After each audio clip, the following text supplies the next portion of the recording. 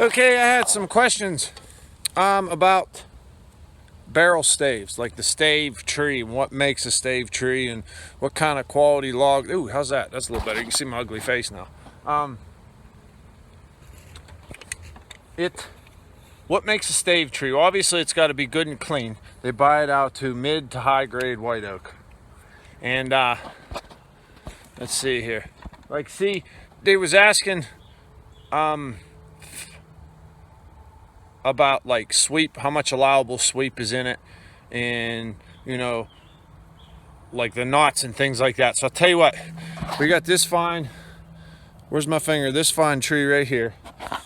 Let's knock that fatty down, and then I'll go through and explain to you how I would want to break that up if I was going to make it into barrel staves. So you get the phone here where you like it. How's that?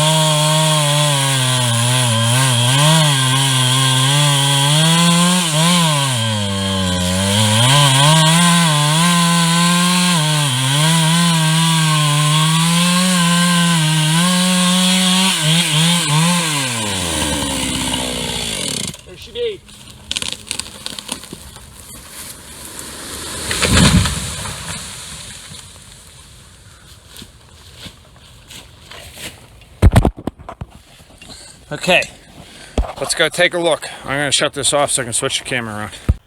Okay. All right, so this is a, this would be a, I don't know what you would call, a very nice tree. There was a word I was using for that. Exceptionally nice tree. That's the word, exceptionally. You can see the growth rings are very, very tight in this. All the way through. Even centered heart. There's no rot or dote. Now, what I would look for in stave, absolutely a stave company would want that whole log. But, you know, in the age of the markets we run in now, merchandising is key. So we're going to look at this log, and I'm going to say that I'm going to be able to come up here and take a 9-footer off. There's something going on.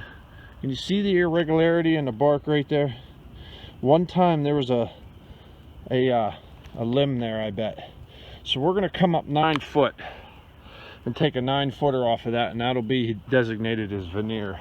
And then the rest you could see, there's like a little pin there, a little pin there, there. You know, they're just kind of scattered throughout the logs. That doesn't matter at all in the stave market. They'll still absolutely love that log. Where it wouldn't veneer, it'll come close to veneer price. And I don't know the prices. I'm just, I'm a mushroom. I'm fed shit and kept in the dark, you know, so whatever. But doesn't matter to me. I just know what I got to do to get the best money for the people who buy the timber. So what I'll do is, there's some mills that like you to cut it long. The one we send it to, I would take that 9 off and then cut 25'6", regardless of the sweep. Okay, or not 25'6", 25 foot, because they like that long log. He'll pay more for the long log, and it has nothing to do with the length of it. It has nothing to do with the straightness of it. Because what they do in the end is they take these logs. You'll send that whole 25 foot to them. They want increments of 3. 25 foot allows for trim. They can cut something out somewhere. There's a little magooch there they'll cut out, or cut out for a knot.